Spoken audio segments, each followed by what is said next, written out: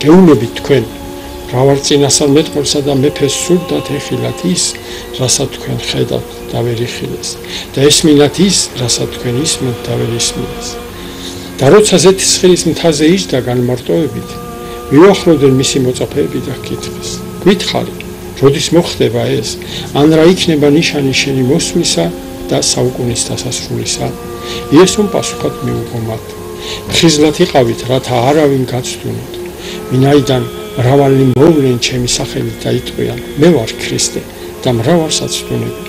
და იქადაგება სასუფევლის ეს სახარება მთელს ქვეყანაზე ყველა ხალხის სამოწმებლად და მაშინ მოიწევა დასასრული. აჰა, კართან დგავარ და ვაკაკუნებ. თუ ვინმე გაიგებს ჩემს ხმას და კარს გამიღებს, შევალ მისას და მასთან ერთად ჭამპურს, ხოლო ის ჩემთან.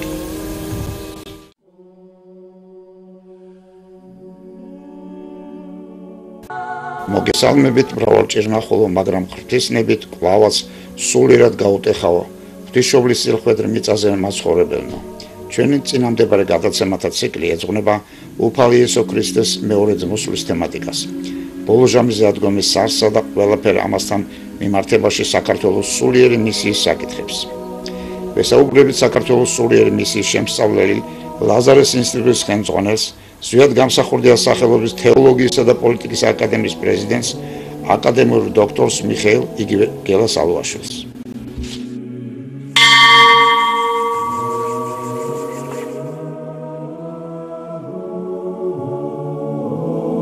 და აი, მივადექით მე-20 საუკუნის 80-90-იანი წლების გასაყარს. რას წინასწარ მეტყველებს ბიბლია ამ დროში მოსახდენთან მიმართებაში? ბიბლიის მიხედვით, ჩრდილოეთი მეზობლის ტყვეობაში ყოფნის 70 წლიანი დროის მონაკვეთის ბოლო ჟამის შესაძლებელი ნიშნების ასაცხადებელი ქვეყანაში უნდა მოვიდეს ახალი მთავრობა ცხებული მეფის ხელმძღვანელობით. ბიბლიაში დეტალურად აღწერილი ამ ცხებული მეფის როგორც ხელისუფლებაში მოსვლის, ხელისუფლებაში ყოფნისა და ქვეყნიდან მისი დევნილობის დრო. ასევე მისი სიკვდილის მაუწყებელი ნიშნები. ამ ნიშანთა ერთობლიობაში ნათლად იკითხება ქართული ეროვნულ-განმათავისუფლებელი მოძრაობის უპირობო ლიდერის, საქართველოს პირველი პრეზიდენტის ზვიად გამსახურდიას პიროვნება. მას შესაბამისად, პირობითი ჯაჭვის შემდგარ გორს შეგვიძლია ზვიად გამსახურდიას სახელი უწოდოთ? რა თქმა უნდა, ამ გაგებით შეიძლება ითქვას, რომ ზვიად გამსახურდია იყო ის სრული კაცი, რომლის პოლიტიკური მოღვაწეობა დაედო საფუძვლად ბოლო ჟამის, ანუ მეორედ უფალი იესო ქრისტეს გაცხადების წინარი დროის დადგმის შეცვლას. ამ კუთხით ზვიად გამსახურდია გახლავთ ერთგვარი გზის გამკვალავი, მეორედ მომავალი უფალი იესო ქრისტეს, რამე თუ თითქმის მთელი ბოლო ჟამის განსავითარებელი მოვლენები პირდაპირ თუ ირიბად სათავეს იღებს იმ ფენომენის მოღვაწეობა საქმიანობიდან, რომელსაც ზვიად გამსახურდია ერქვა. ზვიად გამსახურდიას მოღვაწეობასთან დაკავშირებული ბიბლიაში მოცემული ბოლო ჟამის ასაცხადებელი ნიშნები დროის მიხედვით ერთმანეთში ისეა გადახრა, თუ რომ მკაცრი ქრონოლოგიის დაცვა ოდნავ გაჭირდება. ამიტომ შევეცდებით თემატურად დალაგებული ნიშნების ერთობლიობით შემოვიფარგლოთ. ათეისტურ სახელმწიფოში 70 წლიანი ყოფნის დროის მიწურულს საქართველოში მოსახდენის თაობაზე ბიბლია ასე უწყება: შენი ერისთვის და შენი წმინდა ქალაქისთვის 70 შვიდეულია დადგენილი. შეცოდების დასაფარავად, ცოდვათა დასაბეჭდად, უკეთურების დასაფარად, სამარადისო სიმართლის დასამყარებლად, ხილვისა და წინასამეტყველების დასაბეჭდად და წმინდათა წმინდის სავსებად. იქვე ეს 70 შვიდეული, ანუ 490 დღე, სამ პირობით მონაკვეთათაა დაყოფილი. კერძოდ, გამოყოფილია 7 შვიდეული, ანუ 59 დღე, 62 შვიდეული, ანუ 434 დღე და 70-მდე შესავსები 1 შვიდეული, ანუ 7 დღე. მოდით ნახოთ, რაზე შეიძლება მიგვანიშნებდეს ბიბლია. ჩვენი ქვეყნის უახლესი ისტორიის ამ მონაკვეთში მიმდინარე პროცესები ასე წარიმართა.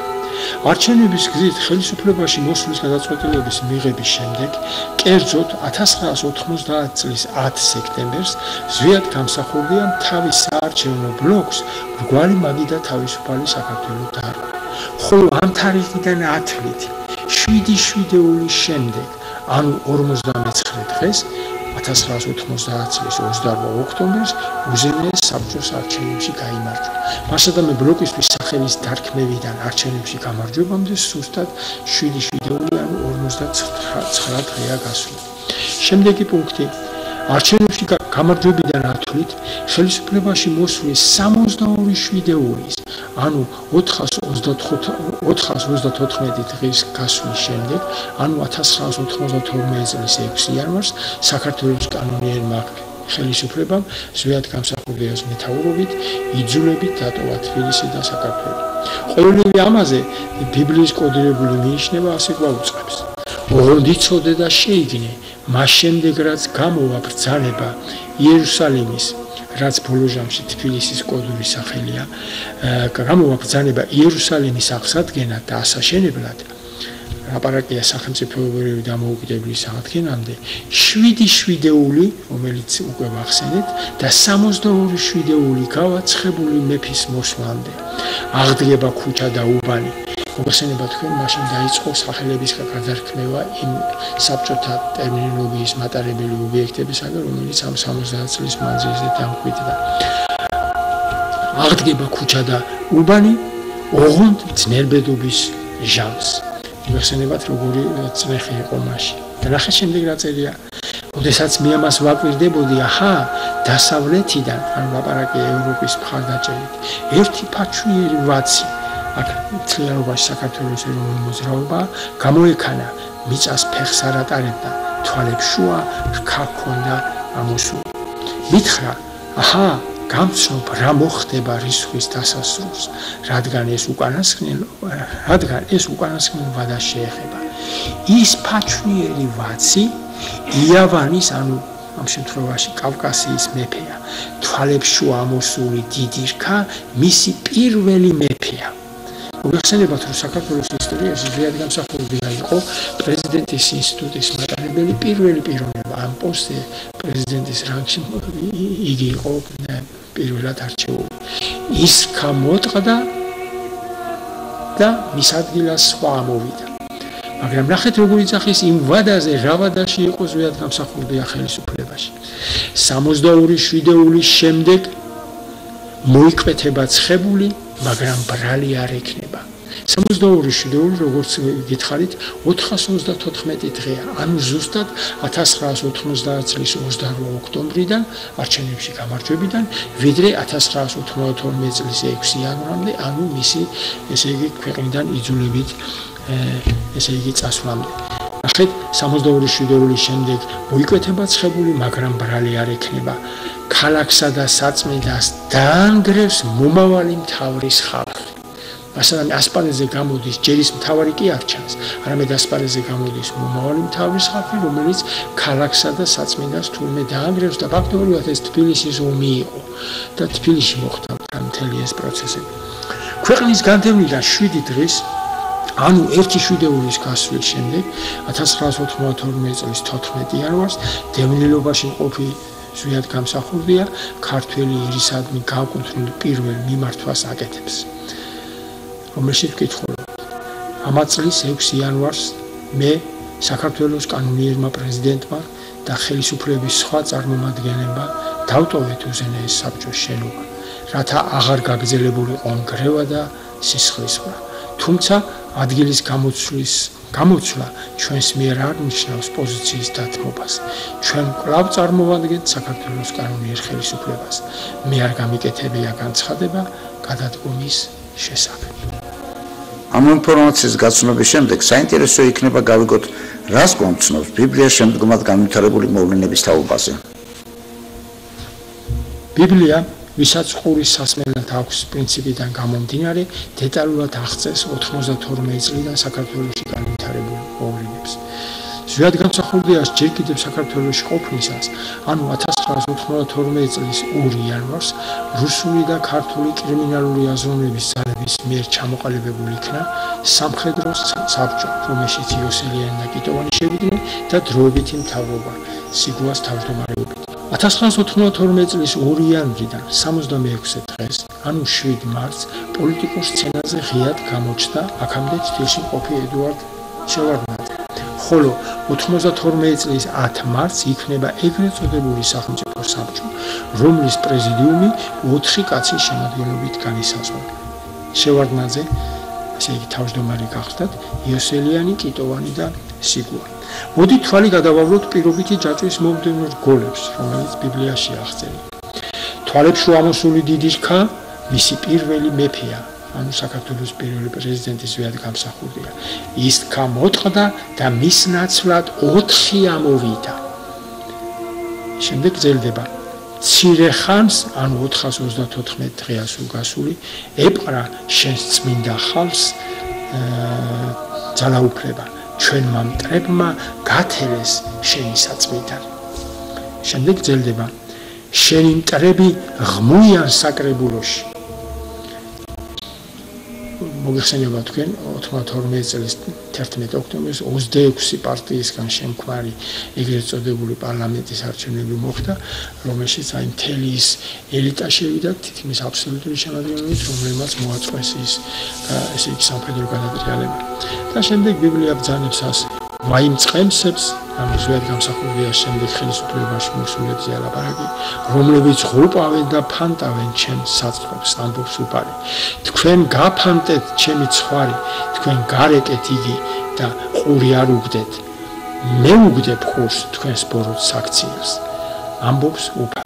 ლაპარაკია განკითხვის მოახლოებულ განკითხვის დღეს.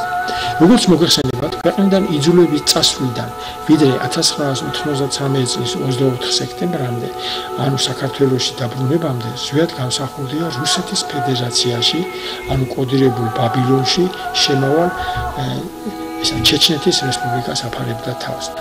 აღნიშნულზე ბიბლია ბრძანებს, ასე ამბობს საბავად უფალი, უფლის სახლში, იუდას მეფის სახლში და იერუსალიმში დარჩენილ ჭურჭელზე ბაბილონს იქნება წაღებული და იქ დარჩებაო.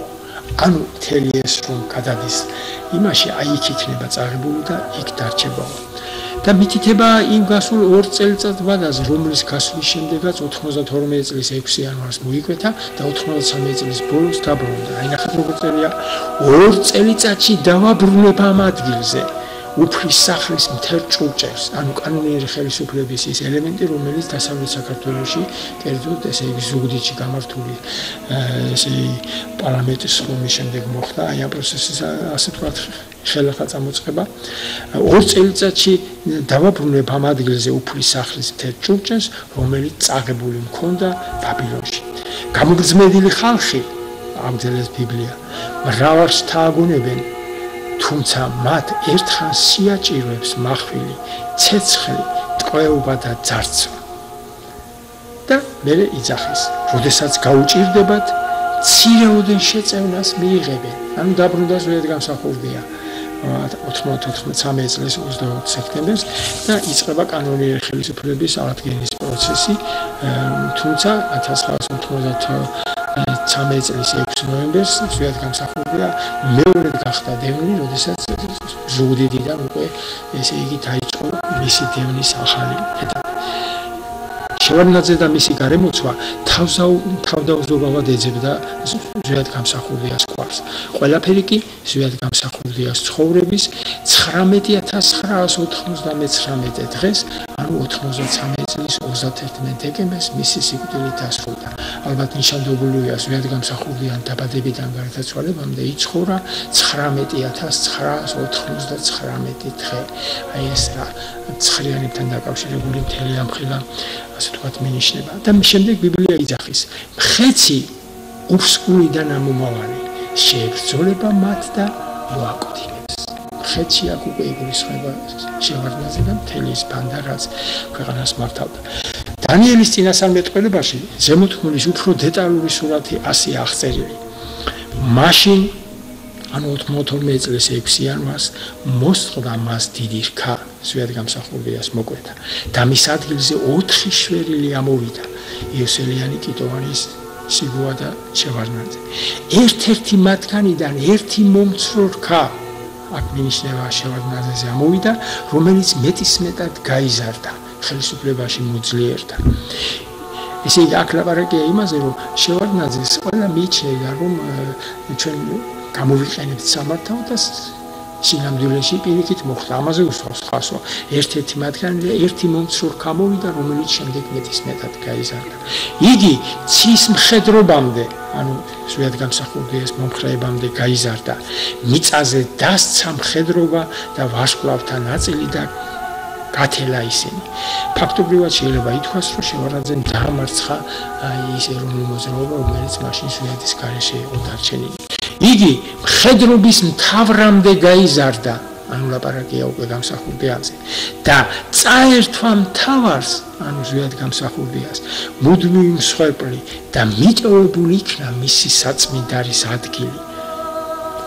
და შემდეგ იძახის მხედრობა მიუშვეს ცოდვის მუდმივი მსხვერპლის წინააღმდეგ.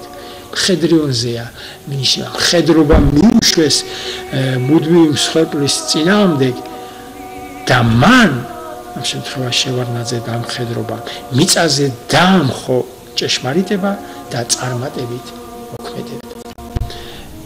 ზუსტად გამსახურდიას სიკვდილის ამბავი 1994 წლის დასაწყისში გავრცელდა.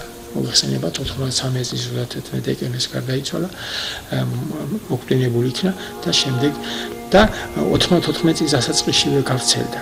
ამ წელთან მიმართებაში და სასწაული იყო ფაქტობრივად ეს იყო მეხის გავარდნასავით იყო მისი სიკვდილის ამბავი და ივანე ზოსიმე ასეთ მინიშნებას გვიკეთებს და სასწაულად ესე აქვს 94 წელი. ბიბლია კი ბრძანებს მის, ანუ ესე იგი გამსახურდიაზე მინიშნება მის ნაცვლად საძულველი, ანუ შევარდნაძე მის ნაცვლად საძულველი დადგება, მას არ მიაგებენ მეფურ პატევს. იგი უჩუმრად შემოიპარება და მზაკრობით დაეუფლება სამეფოს. წამლეკავი ურდოები წაილეკება მის გარეშე და შეიმუსება ასევე აღთქმის მეუფეც. ანუ აქ ლაპარაკია უკვე ზუსტად გამსახურდიას გარდაცვალებაზე. აი მოკლედ ყოველივე იმის შესახებ, რასაც ბიბლია გვაცდის ბოლო ჟამის ერთ-ერთ გამოჩენილ პოლიტიკურ ლიდერზე, ზუსტად გამსახურდიაზე.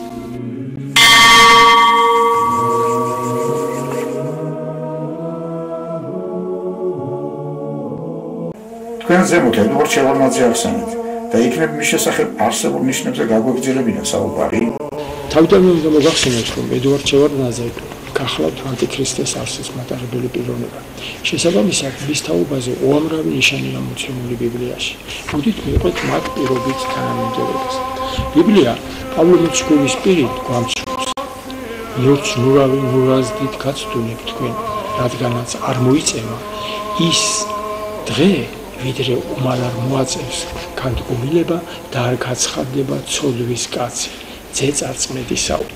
მასადამე თურმე ძეწარწმედისას გამოჩენამდე რაღაც განდგომილება უნდა მოხდეს და ამის შემდეგ ხდება ამ პროცესების დაწყება. აკი მაცხოვარი სწორედ ამას ვებრძანებს. აღდგება ხალხი ხალხის წინააღმდეგ და სამეფო სამეფოს წინააღმდეგ და იქნება შიმშილობა და ჟამიანობა. ეს სწორედ ის პროცესია, რომელიც საბჭოთა კავშირის დასვლის, ასე ვთქვათ, მისტერიული პროცესის ანარეკლია ბიბლიაში. ამდენად, ზემოთ ნახსენები განდგომილების ქრონოლოგია ჩვენ თვალწინ მომხდარის მაგალითზე ასეთია. საბჭოთა კავშირში მიმდინარე ერთა თვითგამორკვევის პროცესებს 91 წლის 21 დეკემბერს გაფორმებული საბჭოთა კავშირის ფაქტობრივი დაშლა, ხოლო საქართველოში 1991 წლის 22 დეკემბერს დაწყებული სამხედრო გადატრიალება მოხდა. ეხლა ვნახოთ, რა უნდა მოხდეს ამ განდგომილებას. ანუ გადავხედოთ იმ ნიშნებს, რითაც ანტიქრისტე უნდა გამოიკვეთოს. ბიბლიაში ვკითხულობთ, მცირე რქა, რომელიც სხვა რქებს შორის გამოჩნდება, ანტიქრისტია, ამომგდების სამი რქისა, ანუ დამმარცხებელი სამი მეფისაო.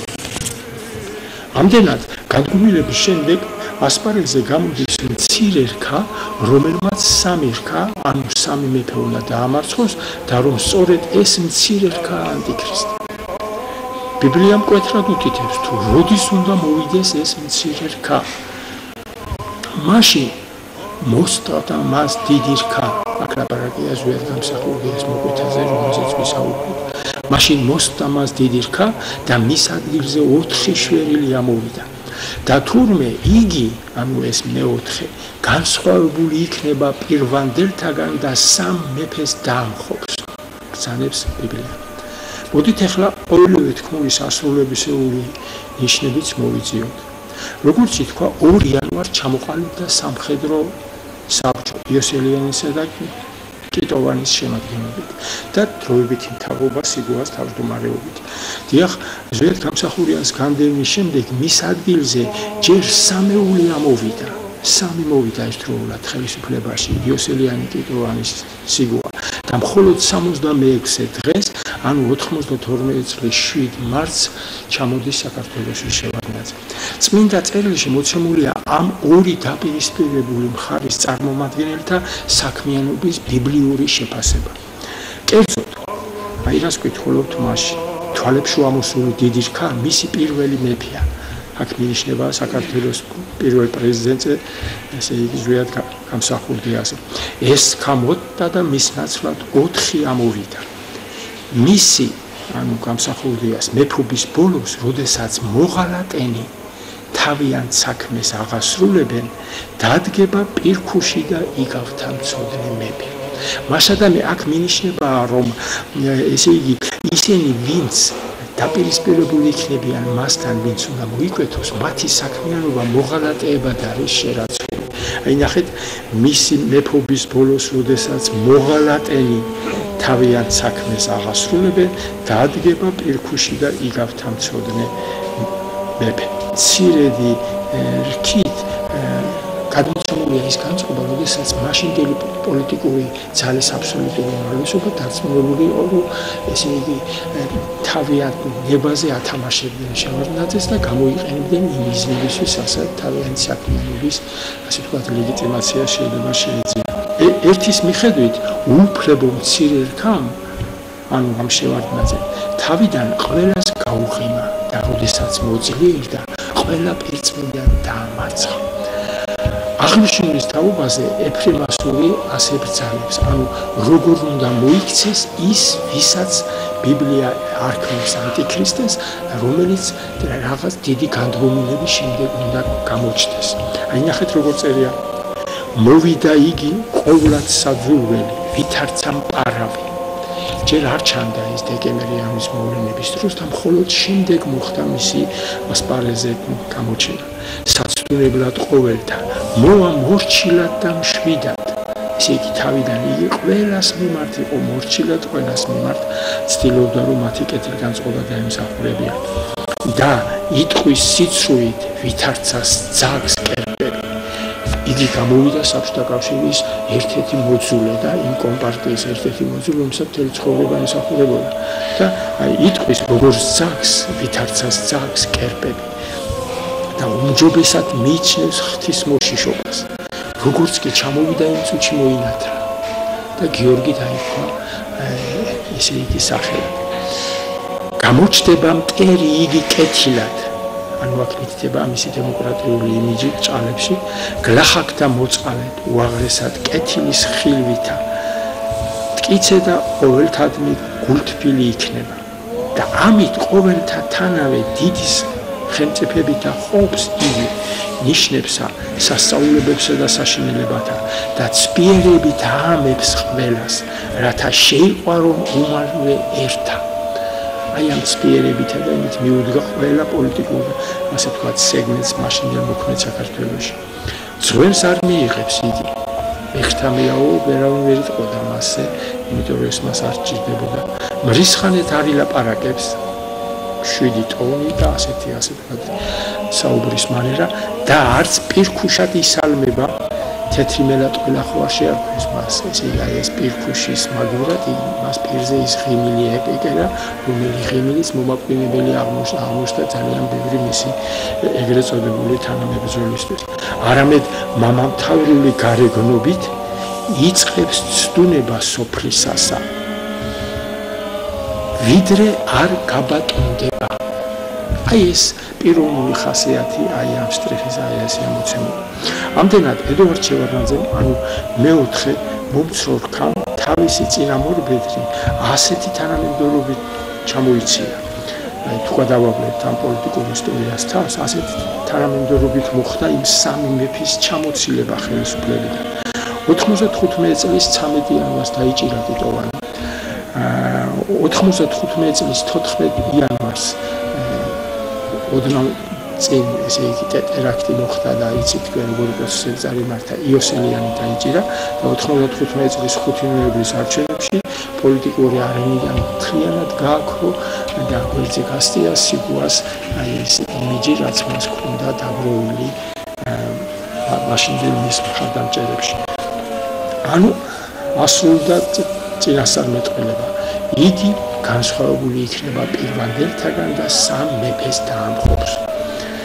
შევარდნაძეს იგივე მეოთხე მეფის, იგივე მომცრორქის, ანუ ანტიქრისტეს ჩამოსვლის შემდეგ 92 წლის 24 ივნისისა და 94 წლის 14 მაისის ხელშეკრულებათა საფუძველზე სამაჩაბლოში 1992 წლის 14 ივნისს და ენგურის გასწვრივ 94 წლის 21 ივნისს რუსი სამშვიდობო კონტინგენტი ჩადგა.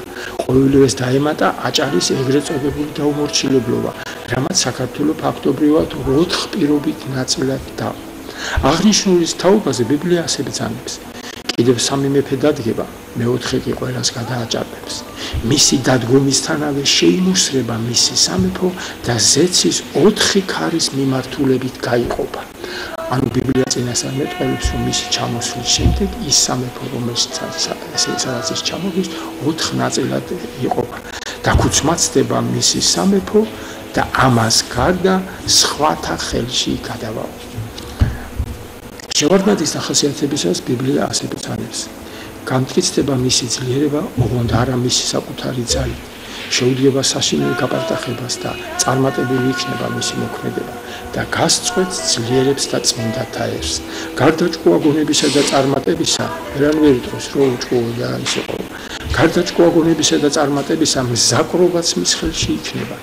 განდიდდება იგი და მშვიდობიანობაში მრავალს დაუყავს. შემდეგ ასე აგძლევს. აჰა, მეოთხე მხეცი, საშინელი და საზარელი და ძალზე ღონიერი, რკინის ვებაკბილები ჰქონდა.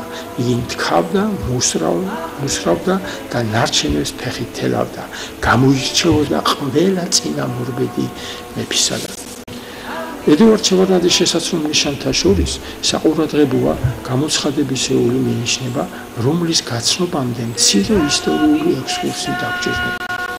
ლავრენტი ბერიას შინაგან საქმეთა სამინისტროში გადაყვანის შემდეგ, საბჭოთა კავშირის შინაგან საქმეთა სამინისტროში გადაყვანის შემდეგ, საქართველოს მორიგეობით კომპარტიის ცეკას 7 პირველი მდივანი მართავდა.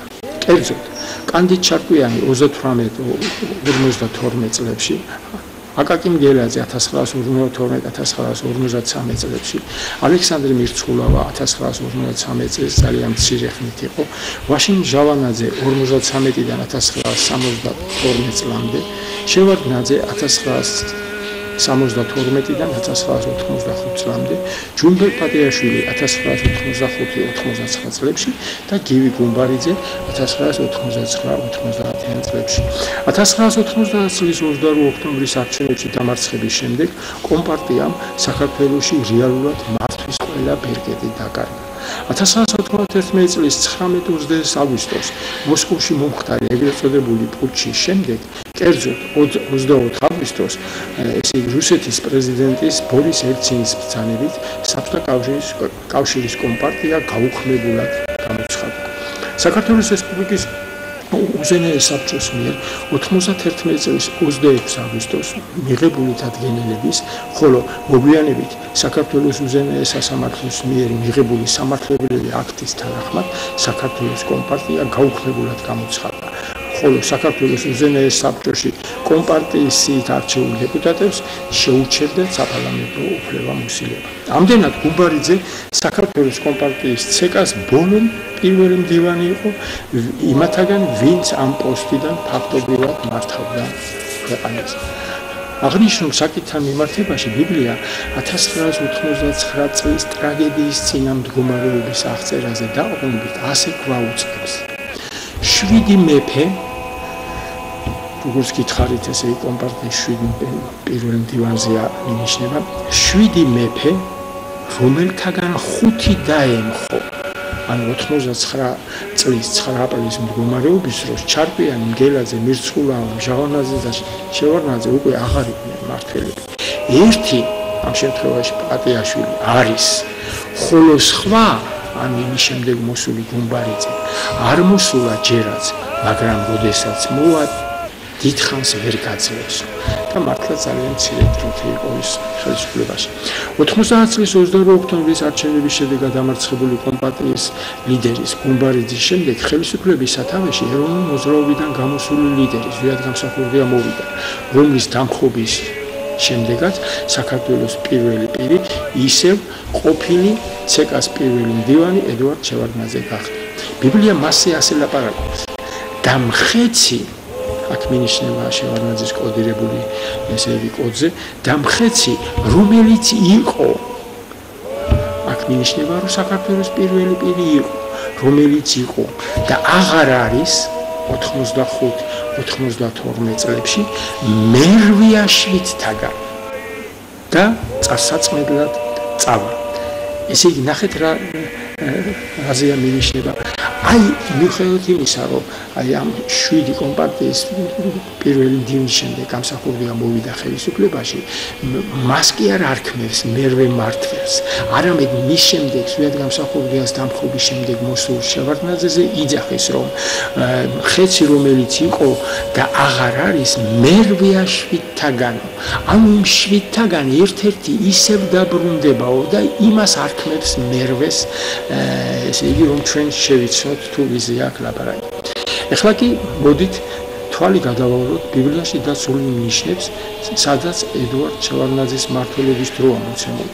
როგორც ვიცით, 2003 წლის 2 ნოემბრის არჩევნებისათვის აქტიური მზადება შევარდნაძემ თავისი გუნდის ბაზაზე 2003 წლის 5 აპრილს საარჩევნო ბლოკის ახალი საქართველოსის ჩამოყალიბებით დაიწყო. საბოლოოდ 2003 წლის 2 ნოემბრის საპარლამენტო არჩევნებისთვის შევარდნაძემ 10 პოლიტიკური სუბიექტისგან შემდგარი საარჩევნო ბლოკი წარმოადგენდა. 2 ნოემბრის გაყალბებული საპარლამენტო არჩევნების შედეგად არჩეული დეპუტატების კანდიდატები პირველი სესიისთვის ამას აქვს მნიშვნელობა, ესე იგი ძალიან დიდი მნიშვნელობა აქვს შევიცნოთ რა მოხდა. პირველი სესიისთვის 2003 წლის 22 ნოემბრის 4 საათზე შეიკრიბა. მაგრამ საჭირო ქორუმის უქონლობის გამო სესია 5:30-ზე გაიხსნა. თუმცა ყველაფერი 1 საათში დამთავრდა. სადეპუტატო უფლებამოსილების ცნობის შემდეგ საპარლამენტო ტრიბუნაზე მდგარი შევარდნაძე და დარბაზში შეკრებილი დეპუტატები პარლამენტში შეჭრილი სააკაშვილისა და მისი მხარდაჭერების მიერ გამოძევებული იქნენ პარლამენტის ხდომათა დარბაზიდან. კიდევ ვიმეორებ, ეს ყველაფერი მოხდა 1 საათში. 5:30-ზე ხდომა დაიწყო და 6:30-ზე ესე იგი ეს პროცესების ამ ეს ეტაპი დამთავრებული გახდა. აი ნახეთ როგორც წინასწარ წელს ამაზე ბიბლია. და 10 რქა, როგორც გითხარით, 10 პოლიტიკური ერთეულისგან შემდგარი სიით, ასე ვთქვათ, მოხდა შევარდნაძის გუნდი პარლამენტში და 10 რქა, რომლებიც იხილე 10 მეფეა. აქ არის ლაპარაკი პოლიტიკური პარტიის მათ ლიდერზე, რომელიც ამ სიაში იყო წამოსახული, რომლებსაც ჯერ კიდევ არ მიუღიათ მეფობა. ანუ ის ეტაპია, როდესაც პარლამენტის უფლებამოსილება ჯერ კიდევ ცნობილი არ იყო. მაგრამ როგორც მეფენი, ანუ ესე იგი დეპუტატები, მიიღებენ ხელმწიფებას 1 საათით მხეცთან ერთად. მასა და მე ლაპარაკია რომ არა მარტო ეს 10 პოლიტიკური სუბიექტის შემდგარი ასე თქვა სადეპუტატო მან ესე იგი ისინი მიიღებდნენ უფლებამოსილებას არამედ რუის მხეციც ანუ შევარდნაძეც იქ იქნებოდა და მართლაც იგი მოხსენებას კითხულობდა როგორც ყველას გვახსოვს როდესაც აი ეს ასე თქვა სამხედრო ეს აქვეა ვარდების რევოლუცია წოდებული აი ეს ძალადობრივი აქტი განხორციელდა და აქ ნიშანდობლივია სწორედ ის 1 საათი რომელსაც ბიბლია ესე იგი გამოცხადებისეული ტექსტის სახით საუკუნეების წინ გვაუწყებს ამ პროცესს. დიახ, ყველაფერი ელვისებული სისწრაფით განვითარდა. თვით 5-ის ნახევრისთვისაც კი ვერავინ წარმოიდგენდა რომ 1 საათის შემდეგ მოსახდენი პროცესები აი ასე განვითარდებოდა. წარმოსავლით მოვარდნილმა ეგრეთ წოდებულმა ვარდების რევოლუციის მიაღვარმა წალეკა ანტიქრისტე თავის 10 მეფესთან ერთად. ბიბლია ყველაფერ ამაზე აი მოკლე და კომპაქტურად აი ასე ბრძანებს. 62 შვიდეულის შემდეგ ანუ როგორც გითხარით ესე იგი ზვიად გამსახურდია ეს ხელისუფლებას ყოფნის 434 დღე ამოცემული 90 წლის 28 ოქტომბრიდან 92 წლის 6 იანვრამდე ესე იგი 62 შვიდეულის შემდეგ მოიკვეთება ცხებული მაგრამ ბრალი არ ექნება ქალაქსა და საწმინდას დაანგრევს მომავალი მთავრის ხალხი და მისი აღსასრული წარღვნასავით იქნება ანუ ესე იგი ძალიან მოკლე დროში მოვარდნილი პროცესია ესე იგი მინიშნება როგორც თქვით ეს 1 საათში დამთავრდა აი ეს პროცესი წმინდა წერილი იქვე იუწყება ესე იგი შევარდნაძის საქმიანობის ზოგადი 10 წლიანი დროის მიჯნის თაობას რომელიც ორი პირობითი 1 შვიდეული და შვიდეულის ნახევარი მონაკვეთისგან შედგება. ანუ ეხლა მე მინდა გაგაცნოთ, შევეხოთ იმ ნიშნებს, რომლებიც მოცემულია, რამდენ ხანს უნდა ყოფილიყო შევარდნაძე, ასე ვთქვათ, ხელისუფლებაში, უпростоრად ბიბლიური გადმოსახი და რამდენ ხანს იქნებოდა ის ხელისუფლებაში. აღნიშნულზე ბიბლია ასე ბრძანებს. იგი მრავალთაგან განამტკიცებს აღთქმას 1 შვიდეულში. აქ მინიშნება 7 წელიწადზე. შვიდეულის ნახევარში ანუ ესე იგი 3 ნახევარ წელზე შეცვლის მსხვერპსა და ძღვენს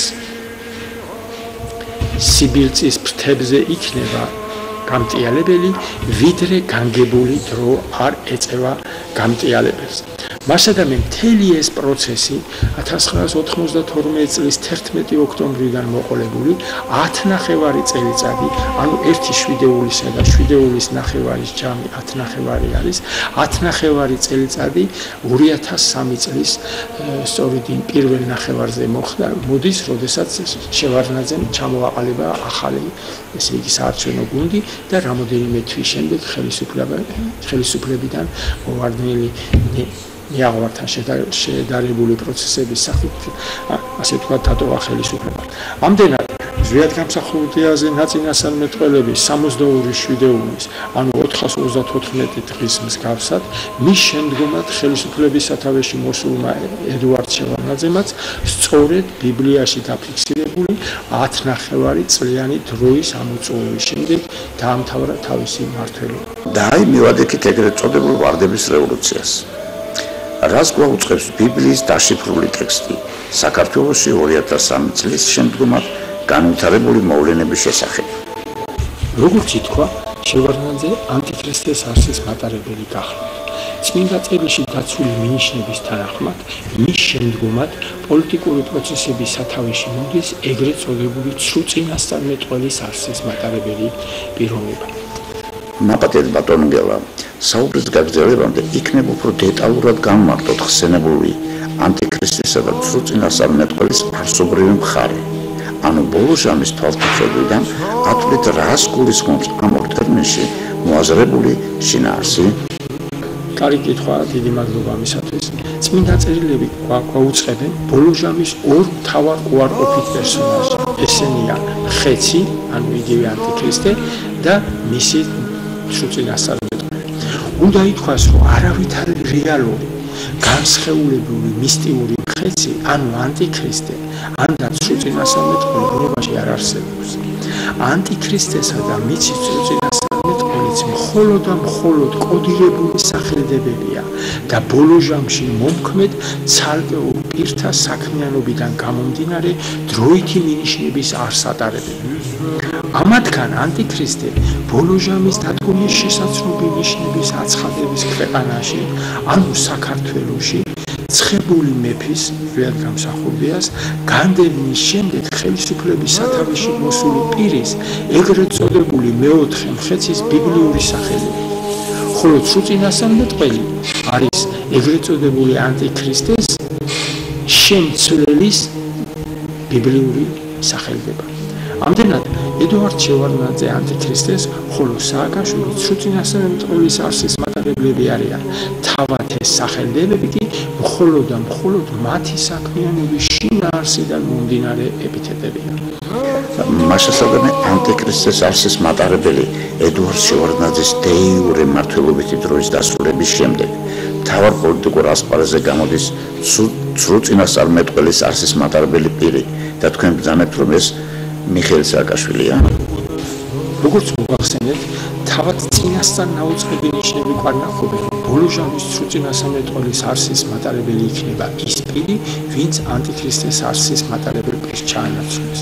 მოდით ვნახოთ, რას კვარნახობს მე-10 საუკუნეში გადაწერილი ერთ-ერთი წმინდა წერილი. ყოვლითადვე ემსგავსოს მაცდური იგი ძესამას ღმრთისასა. ათ ლომ ქრისტე ითქუმის და ითქუმის ლომ ანტიქრისტეცა. გამოჩნდა კრავად ქრისტე და იგიცა ეგრეთვე სახელად გამოჩნდეს ვითარცა კრავი და შინაგან იყოს მგელ დადარანებული. მხსნელი იგი მოვიდა სოფლად და იგი ეგრეთ სახელდვე მოვიდეს. წარავლინა უფალმან მოციქული იგი ყოველთა მიმართ წარმართა, ეგრეცა მან წაავლინოს ცრუ მოციქული.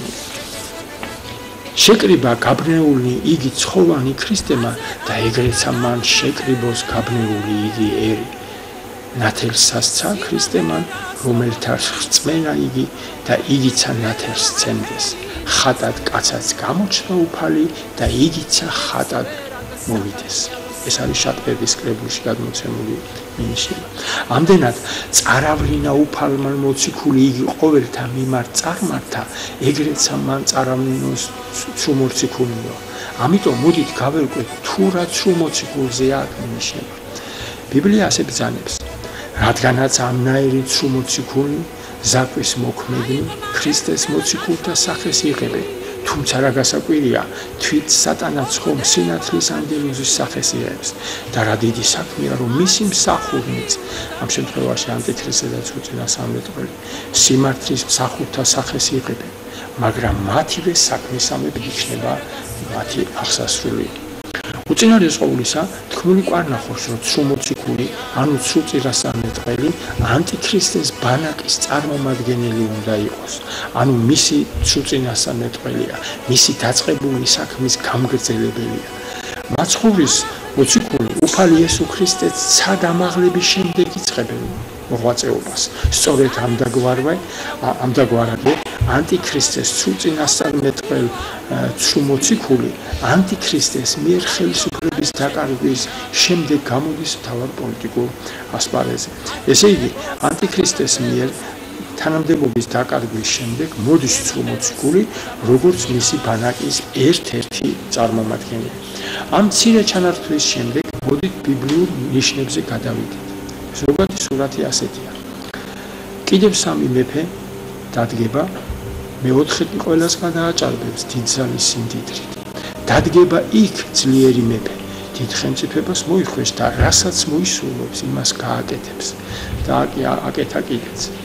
მისი დადგომისთანავე შეიმუსრება მისი სამეფო და ზეცის 4 ქარი მიმართულებით გაიყოფა. არც მის მემკვიდრეზე გადავა ხელმწიფება. აქ მინიშნება იმაზე, რომ იგი თავის ვადას ვერ დაამთავრებს და ისე დატოვებს თანამდებობას. მართლაც 2005 წლის 9 აპრილს მისი ვადის ამოწურვის შემდეგ არჩევნების გზით მოსული ნებისმიერი ბანაკის წარმომადგენელი შევარდნაძის იურიდიული სამართალმემკვიდრე იქნებოდა. ანუ არჩევნების გზით არჩეული ახალი ხელისუფალი იქნებოდა. 2003 წლის 22-23 ნოემბერს მომხდარმა ეგრეთ წოდებული ვარდების რევოლუციამ შეწყვიტა ეს სამართალმემკვიდრეობა. ამიტომ იძახის ბიბლია, არც მის მემკვიდრეზე გადავა ხელმწიფება და არც ისეთი ძლიერი იქნება, როგორც იყო. ანუ ლაპარაკია გამსახურდიას დროს, რადგან დაქუცმაცდება მისი სამეფო და ამას გარდა სხვათა ხელში გადავაო. დაინახეთ მერე რას იძახის, გაძლიერდება სამხრეთის მეფე. ჩვენ ხო სამხრეთ კავკასიის წარმომადგენლები ვართ. გაძლიერდება სამხრეთის მეფე, მაგრამ იმძლავრებს მასზე ერთ-ერთი მისი მთავართაგანი, გაბატონდება და დიდი იქნება მისი ხელმწიფე. ამდენად აქ მინიშნებაა, რომ ის ვინც მას შეცვლის, ეს მისი ერთ-ერთი მთავართაგანი უნდა იყოს, მისი ბანაკის წარმომადგენელი უნდა იყოს. თხრობის გაგრძელებამდე უნდა აღვნიშნოთ, რომ სააკაშვილი 95 წლიდან მოყოლებული გახდათ ედუარდ შევარდნაძის მხარდაჭერი უმრავლესობის მქონე პარლამენტის იურიდიული კომიტეტის თავმჯდომარე, ფრაქცია მოქალაქეთა კავშირის თავმჯდომარე, იუსტიციის მინისტრი, თბილისის საკრებულოს თავმჯდომარე. ანუ დიახაც, რომ ერთ-ერთი მისი ესე იგი მთავართაგანი გახდათ, მისი ბანაკის ერთ-ერთი წარმომადგენელი გახდათ. ამდენად ბიბლია კოდირებული მინიშნებით იმძლავრებს მასზე ერთ-ერთი მისი მთავართაგანი მიგვანიშნებს, რომ ანტიქრისტეს არსის მატარებელი პირის შემდეგ მის თანამდებობას იკავებს არა რომელიმე სხვა ბანაკის წარმომადგენელი, არამედ ანტიქრისტეს ერთ-ერთი მთავართაგანი. სწორედ ასეთ პიროვნებას წარმოადგენს მიხეილ სააკაშვილი. ბატონო გელა, თქვენ ხაზს უსვამთ მიხეილ სააკაშვილთან დაკავშირებულ ნიშნებს, მაგრამ ეგრეთ წოდებულ ვარდების რევოლუციის დროს მის გარდა კიდევ ორი ლიდერი, ზურაბ ჟვანია და ნინო გურჯანაძეც გამოიკვეთა. მათ შორის მათ შესახებ არაფერია ნაწილასწარმეტყველები? როგორ არა? ბიბლიაში დაფიქსირებულია ამ სამეულის გამოჩენისა და მათი საქმიანობის შეფასების გამომკვეთი ნიშნები. საბჭოთა კავშირისა და დსთ-ის პოლიტიკურ ლიდერებზე საუბრის შემდეგ ჩვენ უკვე გავეცანით შემდეგ ბიბლიურ მინიშნებას. ვიხილე სიზმარი, აჰა მოდის ღვიდან არწივი 12 ფრთიანი და სამთავიანი.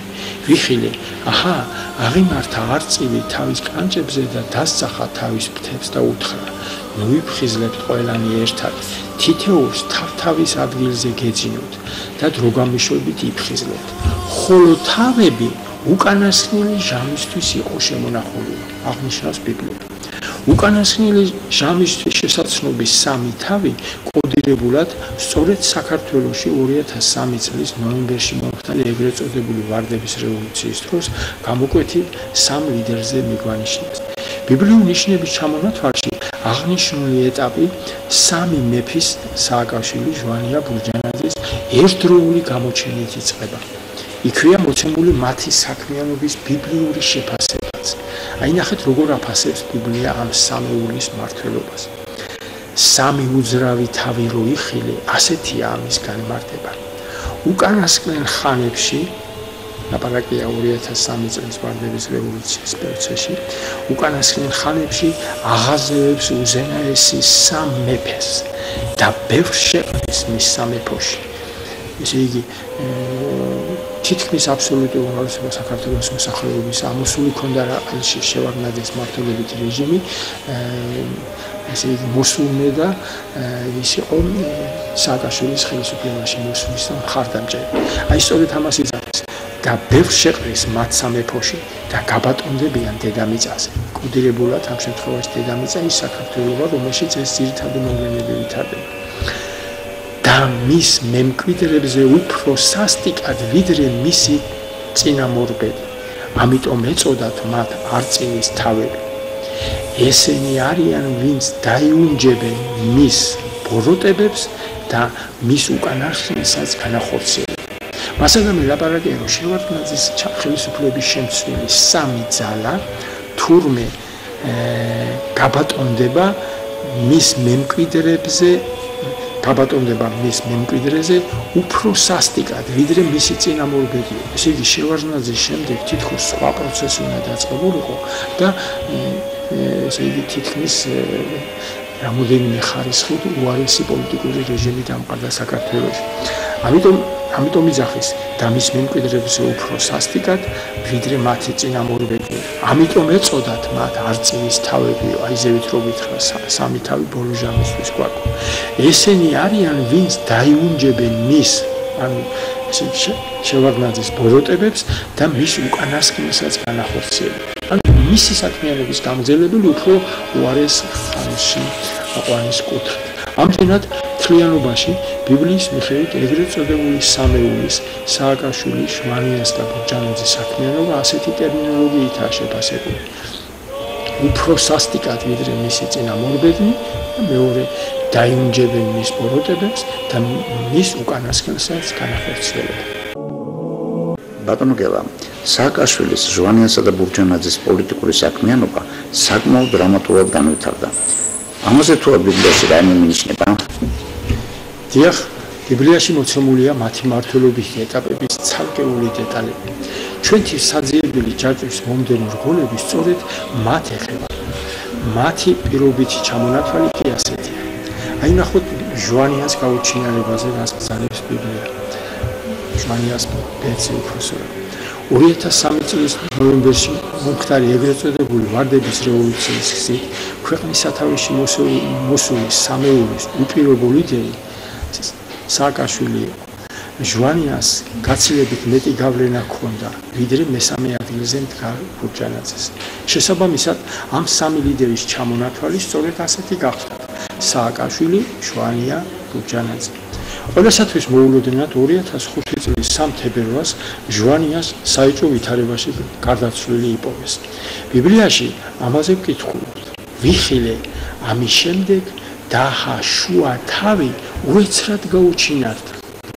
აი ამ სამეულიდან შუა თავი უეცრად გაუჩინარდა და მის განმარტებაზე ბიბლია ასე გვეუბნება: ასეთია ამის განმარტება, ერთ-ერთი მათგანი თავის სარეცელზე მოკვდება, თუმცა წამებით.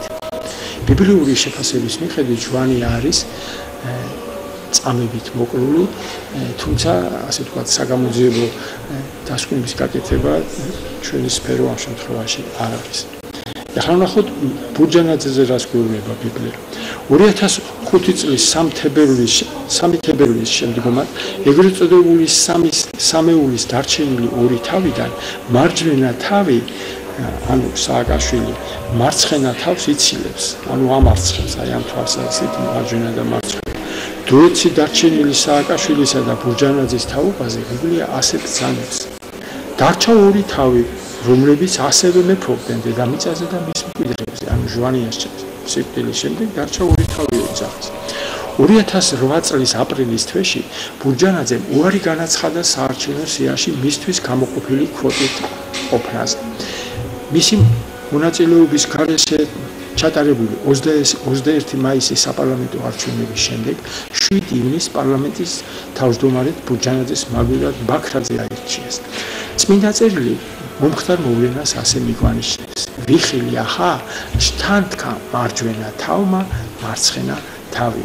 ამდენად 2008 წლის აპრილ-ივნისის დროითი მიჯნიდან მოყოლებული დაიწყო სააკაშვილის ერთპიროვნული მმართველობითი ეტაპი.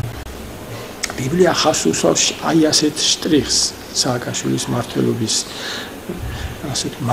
თაობაზე. როგორც მოგეხსენებათ, 2003 წლის მიწურულს მომხდარი ეგრეთ წოდებული ვარდების რევოლუციის გზით ქვეყნის მთელი სახელმწიფო ვერტიკალი ძირითადად ახალგაზრდა და შესაბამისად კვალიფიკაციისა და გამოცდილების არ მქონე პირებმა დაიკავეს. მათი საქმიანობის თაობაზე ბიბლია ასე ბრძანებს: სარდლებად ბიჭ-ბუჭებს დაუდგენ და ქარაფშუტები იბატონებენ მათზე. დაითგუნება ხალხი, კაცი კაცს დაჩაგრავს, მოყვასი მოყვას, ბავშვი გაუმედურდება მოხუც, უღირსი პატიმდებულს, რადგან კაცი დაიჭერს თავის ძმას, თავის მამის სახლში. ჩემს ერს ბავშვები ჩაგრავენ და დიაცები უბატონდებიან, ჩემო ერო, შენმა მეგზურებმა დაგაბნიეს და გზაკვალი აგიბნიეს.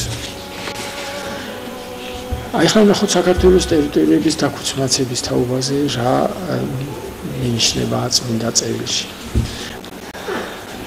მარტოდ დარჩენილი ბოროტეული თავი სააკაშვილი აგრძელებს რა ანტიქრისტეს არსის მატარებელი ედუარდ შევარდნაძის გზასავარს წარმატებით აგვირგვინეს ბიბლიის ორწინასწარმეტყველებას საქართველოს ტერიტორიული დაქუცმაცების თაობაზე.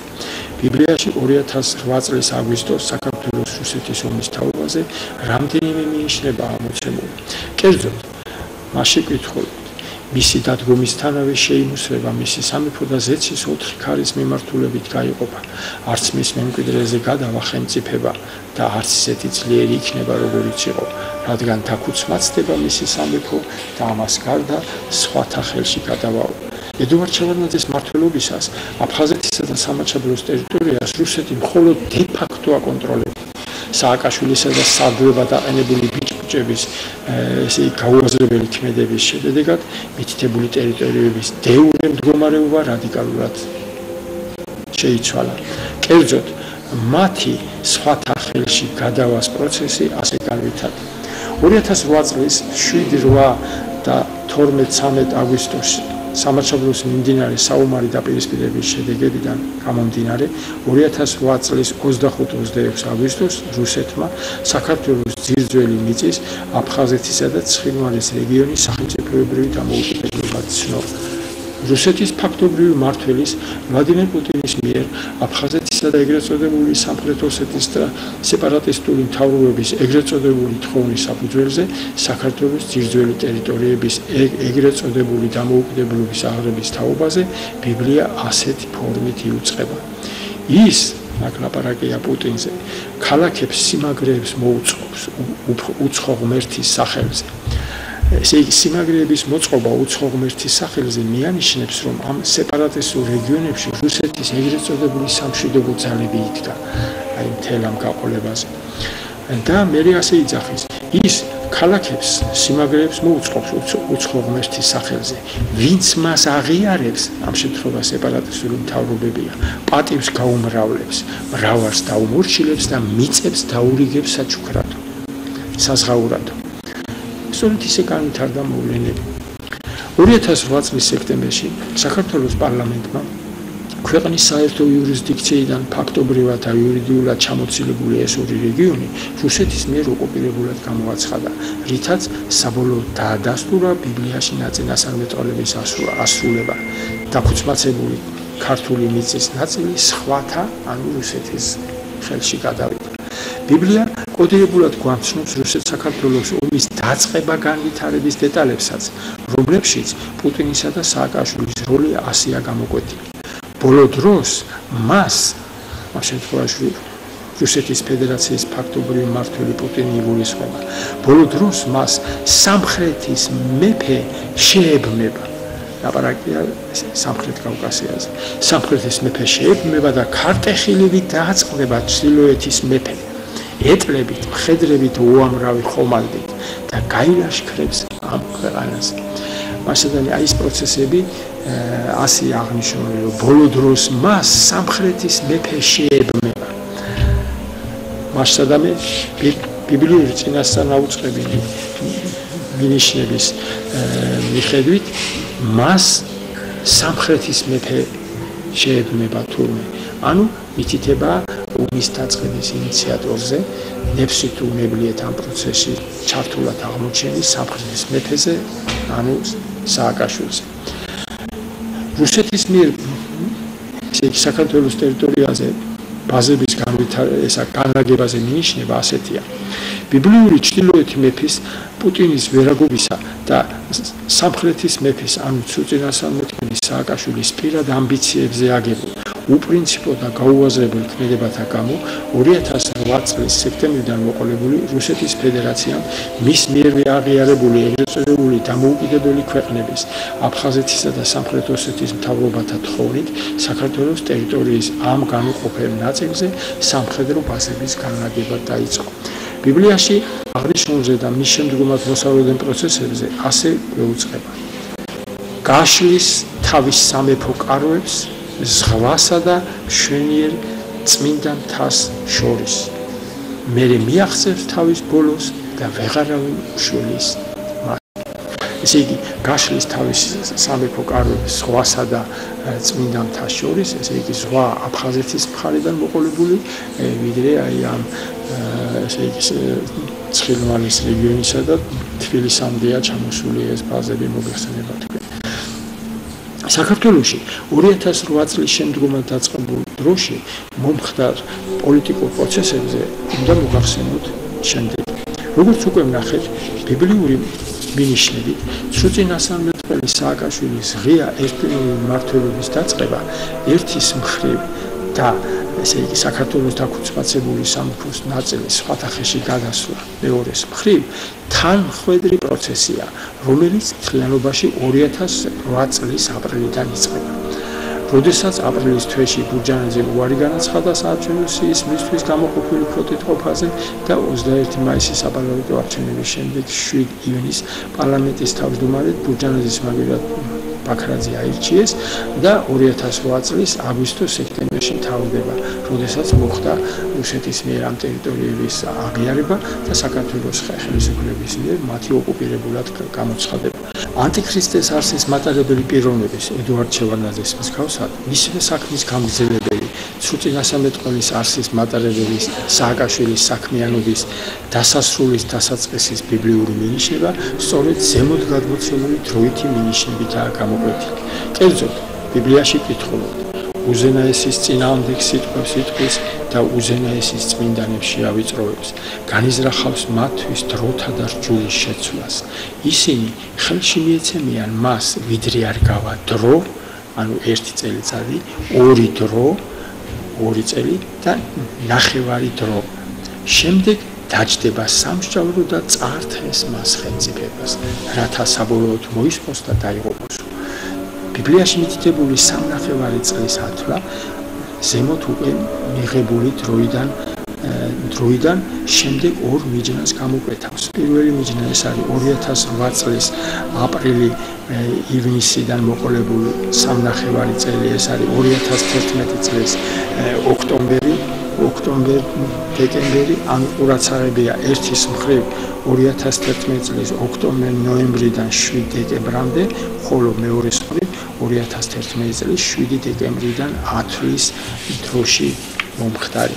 და მეორე, ანუ აქ არის ლაპარაკი ბურჯანაძის ჩამოცილების შემდეგ ათვლით 3.5 წელი და ახლა ვნახოთ 2008 წლის აგვისტო-სექტემბრიდან ათვლილი 3.5 წელი კი ეს არის 2012 წლის თებერვალ-მარტის დროითი მონაკვეთი. ამდენად, ბოლო ჟამისეული კუთხით ჟემოთ მითითებული დროითი მიჯნები გამოკვეთენ იმას, რასაც სრულწინასწარმეტყველი სააკაშვილის მმართველობითი დროის დასასრულის დასაწყისი ჰქვია.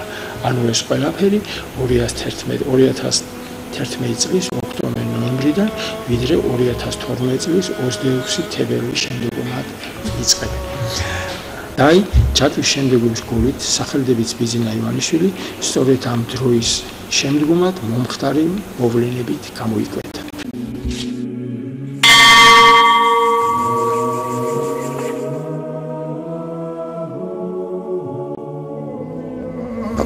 ანუ მივადექით ბიზინა ივანიშვილის პოლიტიკაში მოსვლის ეტაპს.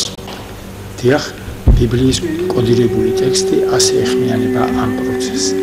მარტო დარჩენილი პოროტეული თავის სააკაშვილის და მისი გუნდის საპარლამენტო არჩევნებში დამარცხებას ბიბლია ამ თავის გაუჩინარებას, ანუ იგივე מחვილით დაცემას ართმევს. აი ასე ვკითხულობთ. აჰა, თავი, რომელიც დარჩენილი იყო გაუჩინარდა. ახლა ასე წერია: იმ დანარჩენ ორს აქ სააკაშვილი და ბურჯანაძეზე ამინიშნება. იმ დანარჩენ ორს კი מחვილი შეჭამს. აქ მხილებაზეა ლაპარაკი და არა ფიზიკურ მოცილებაზე.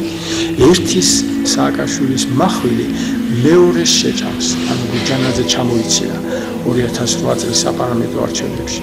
თუმცა ისიც, ანუ ლაპარაკია სააკაშვილი, מחვილი დაეცემა უკანასკნელ ხანებში. აქ უკვე 2012 წლის საპარლამენტო არჩევნებში, ან როგორც ბურჯანაძე ჩამოიცინა, მან იმავე გზით ანუ არჩევნების შედეგად მოხდა მისი ჩამოცილება. ამდენად 2012 წლის 1-25 ოქტომბრის დროით მონაკვეთში, როდესაც არჩევნებისა და მთავრობის დამტკიცება მოხდა, განვითარებული მოვლენების ბიბლიურ წყაროსთან შეჯერება საშუალებას გვაძლევს დავასხმოთ, რომ ჩვენ თვალწინ ათვლა დაიწყო ბოლო ჟამში საძიებელი დასასრულის განმკვეთავმა უკანასკნელმა ხანმა. 2012 წლის 1-25 ოქტომბრიდან ათვლა დაიწყო ბიბლიურმა ორნი დასასრულამდე დარჩებიანით სახელდებულმა ეტაპმა, რაც ჩვენ სინამდვილეში ივანიშვილისა და სააკაშვილის მეთაურობით მომქმედ პოლიტიკურ ძალთა ფონზე საქართველოში ჩამოყალიბებული ორ ხელისუფლებიანობით შექმნილი რეალობის ბიბლიური შეფასებაა. დიახ, ბიბლიური მინიშნება ორნი დასასრულამდე დარჩებიან მიანიშნებს ჩვენს თვალწინ 2012 წლის 1 ოქტომბრიდან დაწყებულ ეგრეთ წოდებულ ორ ხელისუფლებიანობაზე, რომელიც მათი ხელისუფლებაში ყოფნის დეიურე და დე-ფაქტო პირობითი ეტაპებით გამოირჩევა. დეიურე ეტაპის მიმდინარეობა ასეთია.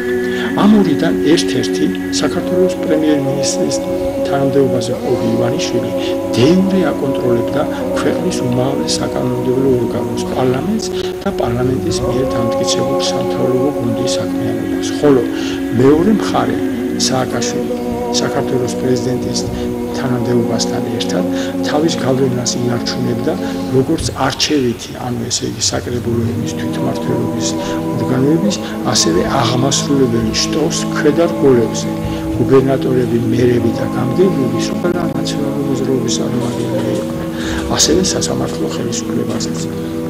ამ ორი მეფის მიერ დამყარებული რეალობა, ანუ ეგრეთ წოდებული ორ ხელისუფლებიანობა, თავისთავად წარმოადგენს მიმდინარე ბოლო შამში საძიებელი დასასრულის დროითი მონაკვეთის გასრულებისეული ჟამის დადგომის დასტურს, რამე თუ ბიბლია ბრძანებს. ეს არის ამის განმარტება, ესენი არიან, რომლებიც შემოინახა უზენაესმა მისი დასასრულისთვის. ხანმოკლე და შფოთით ახსავსე იქნება ეს სამეფო. მას შესაბამე 2013 წლის ბოლოს ეგრეთ წოდებული გეიურეთ სახელდებული ეტაპი დასრულდა? დიახ, უფრო დაზუსტებით შეიძლება ითქვას, რომ ბოლო ჟამად სახელდებულ დროში ჩვენს თვალწინ მიმდინარე ერთ-ერთი უმნიშვნელოვანესი მიჯნა, ანუ კოდირებული დასასრული 2013 წლის 17-20 ნოემბრის ვადაში მოიწურა. როგორც მოგეხსენებათ, 2013 წლის 27 ოქტომბრის საქართველოს პრეზიდენტის არჩევნების მარათონი ოფიციალურად 2013 წლის 17 ნოემბერს გამართული გიორგი მარგველაშვილის ინაუგურაციით დასრულდა. ბიბლიური ორნი კი დასასრულამდე დარჩებიან ისეულ მინიშნებაში მოაზრებული პირველი პერსონაჟის 2004-2013 წლებში საქართველოს პრეზიდენტის პოსტზე მყოფი სააკაშვილისთვის კონსტიტუციური ნორმიდან მომდინარე უფლებამოსილების ვადა სწორედ ახლად არჩეული პრეზიდენტის ინაუგურაციის დღეს, ანუ 2013 წლის 17 ნოემბერს დამთავრდა. იმავე დღეს, ანუ 2013 წლის 17 ნოემბერს, გიორგი მარგველაშვილის მიერ პრეზიდენტის რანგში გამოცემული პირველივე ბრძანების თანახმად 2012 წლის 25 ოქტომბერს პარლამენტის მიერ დამტკიცებული პრემიერ-მინისტრ ბიძინა ივანიშვილის მიერ ფორმირებული სამთავრობო გუნდი გადამდგარად გამოცხადდა და ახლის დამტკიცებამდე მათვე დაეკისრათ მოვალეობის შესრულება. 2010 წლის 15 ოქტომბერს მიღებული და 2011 წლის 1 იანვრიდან ძალაში შესული კონსტიტუციური ცვლილების თანახმად დადგენილი იყო, რომ საქართველოს პრეზიდენტის, პრემიერ-მინისტრის, პარლამენტის თავმჯდომარის თანამდებობა არ შეიძლება ეკავოს საქართველოს იმ მოქალაქეს, რომელიც იმავდროულად უცხო ქვეყნის მოქალაქეა. 2011 წლის ოქტომბრიდან პოლიტიკურ ასპარეზზე გამოსული ბიძინა ივანიშვილი საქართველოს მოქალაქეობის პარალელურად რუსეთისა და საფრანგეთის მოქალაქეც გახდა. მოგვიანებით ბიძინა ივანიშვილმა რუსეთის მოქალაქეობაზე უარი განაცხადა. სააკაშვილმა პოლიტიკური მოწინააღმდეგის განეიტრალების მიზნით გამოიყენა რა კონსტიტუციური მოთხოვნა, რომლის ძალითაც საქართველოს მოქალაქე იმავდროულად არ შეიძლება იყოს სხვა ქვეყნის მოქალაქეო, ბიძინა ივანიშვილს საქართველოს მოქალაქეობა ჩამოართვა. საერთაშორისო ძალების ზეწოლის შედეგად სააკაშვილმა და მისმა პოლიტიკურმა გუნდმა 2012 წლის 22 მაისს კონსტიტუციაში შემდეგი ცვლილებები შეიტანა. 2014 წლის 1 იანვრამდე საპარლამენტო და საპრეზიდენტო არჩევნებში მონაწილეობის და ხმის მიცემის უფლება საქართველოს მოქალაქეებთან ერთად შესაბამისი ასაკიდან აქვთ პირებს, რომლებიც დაბადებული არიან და ბოლო 5 წლის განმავლობაში მუდმივად ცხოვრობენ საქართველოში და ამ მუხლის ამოქმედების მომენტისთვის აქვთ ევროკავშირის წევრი სახელმწიფოს მოქალაქეობა. სწორედ ამ ჩანაწერის საფუძველზე შეძლო ევროკავშირის წევრი საფრანგეთის მოქალაქეების მქონე ბიძინა ივანიშვილმა საქართველოს პრემიერ-მინისტრის პოსტის დაკავება. 2012 წლის 1 ოქტომბრის საპარლამენტო არჩევნებში გამარჯვებულ საარჩევნო კოალიცია ქართული ოცნების ლიდერს კონსტიტუციური უმრავლესობის არქონის პირობებში, ანუ კონსტიტუციას იგივე ერცვიდა, პრემიერ-მინისტრის პოსტზე დარჩენა მხოლოდ 2014 წლის 1 იანვრამდე შეეძლო. იმიტომ რომ ამ ჩანაწერის თანახმად იმის მიერ უკვე არ ქონდა უფლება თუ ის საქართველოს მოქალაქე არ იქნებოდა.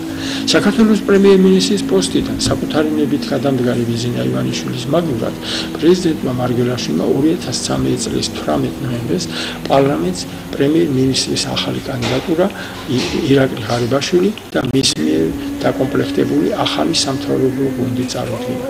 მოქმედი კანონმდებლობით გათვალისწინებული იურიდიული პროცედურის დაცვის შემდეგ 2012 წლის 1 ოქტომბრის მოწვევის საქართველოს პარლამენტის უმრავლესობამ წარდგენიდან მესამე დღეს, ანუ 2013 წლის 20 ნოემბერს, ახალი პრემიერ-მინისტრი და მისი სამთავრობო გუნდი ერთხმად დაამტკიცა. შესაბამისად, ბიბლიური ორნიტი დასასრულამდე დარჩებიანი სეულ მინიშნებაში მოხსენებული მეორე პერსონაჟის 2012 წლის 25 ოქტომბრიდან საქართველოს პრემიერ-მინისტრის პოსტზე მყოფ ბიძინა ივანიშვილს კონსტიტუციური მოთხოვნიდან მომდინარე უფლებამოსილება სწორედ საქართველოს ახალი მთავრობის დამტკიცების, ანუ 2013 წლის 20 ნოემბერს შეუჩერდა. ამდენად ხსენებული ორხელისუფლებიანობის პირველი დეიურეთ სახელდებული ეტამი ბოლო ჟამის 2013 წლის 17-20 ნოემბრის ვადაში დასრულდა.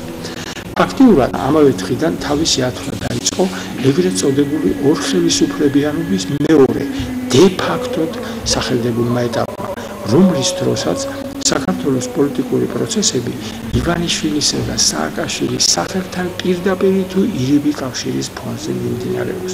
შეიძლება ითქვას, რომ ბიბლიური მინიშნება ორნიტი დასასრულამდე დარჩებიან ეგრეთ წოდებული ორხელისუფლებიანობის დე-ფაქტო მიმდინარეობის მთელ დანარჩენ მონაკვეთს შეეხო. ბოლო ჟამის თვალსაზრისით, რისი თქმა შეიძლება 2013 წლის საპრეზიდენტო არჩევნებში გამარჯვებულ გიორგი მარგველაშვილთან მიმართებაში? ხსენებულ ეგრეთ წოდებულ უდროობისეულ ეტაპზე მარგველაშვილის გამოჩენა თავათა მიჯნის დადგომას გვიდასტურებს და აი როგორც ვიცით, ბიბლიაში ღმერთის მიერ სამყაროს ქმნადობის აღწერი ინფორმაციის შემდგომი თხრობა გველის მიერ სამოთხეში მყოფი ადამისა და მისი დედაკაცის ცდუნების გადმოცემი ტექსტით გრძელდება. კერძოდ, გველი ყველაზე ცბიერი იყო ველურ ცხოველთა შორის, რომელიც გააჩინა უფალმა. უთხრა გველმა დედაკაცს და შემდეგ თხრობა ყველამ ვიცით. ამ ცდუნების შედეგად ადამა და ევამ დაკარგეს სამოთხეში ყოფნის უფლება. წმინდა წერილის მიხედვით ატყდა ბრძოლა ცაში, მიქაელი და მისი ანგელოზი ებრძოდნენ ურჩხულს და ურჩხული და მისი ანგელოზები ებრძოდნენ მათ და გადმოვარდა დიდი ურჩხული დასაბამის გველი, რომელსაც ეწოდება ეშმაკი და სატანა, მთელი სამყაროს მაცდური, გადმოვარდა ქვეყანა. ეს უკვე გამოცხადებისეული ტექსტია. ქრისტიანული მოძღვრების მიხედვით ეშმაკის, ანუ დასაბამისიერი მაცდური გველის საბოლოო დამარცხება ხდება მეორე შობით მომავალი ძეკაცისას წარმოსილებით აღჭურვის, ანუ მისი უფალი იესო ქრისტეს დიდებით მოსვლის შემდეგ. კერძოდ, ვინაიდან კაცის მიერ იქნა სიკვდილი და კაცის მიერვე აღდგომა მკვდართა და როგორც ადამიანში კვდებიან ყველანი, ისე ქრისტეში იცოცხლებს ყველა, ხოლო თითეული თავისი წესითა და რიგით, პირველად ქრისტე, შემდეგ კი ქრისტესნი მისი მოსვლისას. და ბოლოს აღსასრული, როცა გადასცემს უფლებას ღმერთსა და მამას, როცა გაუქმებს ყოველგვარ მთავრობას და ხელმწიფებას და ძალას, რადგანაც მას მართებს უფლება, სანამ არ დაამხობს თავის მტრებს თავისავე ფეხქვრის და უკანასკნელი მტერი განქარდება სიკვდილი. ამდენადი ჟამის დადგომამდე ზეციდან გადმოვარდნილი ეშმაკის, იგივე დასაბამისეული ურჩხულისა და გველის მმართველობის, ანუ მთავრობის მათი მთავრობის ქვეშაა დედამიწაზე მცხოვრები ადამიანის მოდგმა. ბოლო ჟამის დასასრული სწორედ ამ გველის, ანუ ამ წუთის სოფლის მთავრის დამარცხებით დგება, როდესაც განისჯება ეს ქვეყანა აწკანდევნიან ამ ქვეყნის მთავარს ბრძანებს იოანეს სახარება. აქვე უნდა ითქვას, რომ კოდირებული გველი ერთის მხრივ ცდუნების, ხოლო მეორეს მხრივ სიბრძნის და მკურნალობის სიმბოლოა.